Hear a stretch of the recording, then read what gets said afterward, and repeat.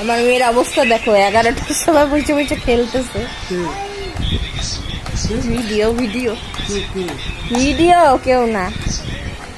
আচ্ছা মামা, মামা, এই যে এই যে এই যে, কি করো তুমি? কি করতেছো? খেলো। ঘুম থেকে উঠে বসে বসে খেলতেছো?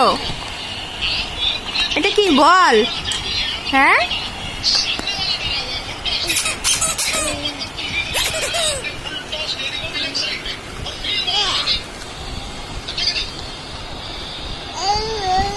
আও আও আও, কি বলো?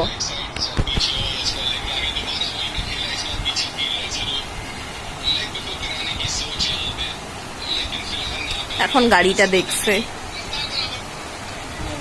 হ্যাঁ, কি করতেছো? খেলো।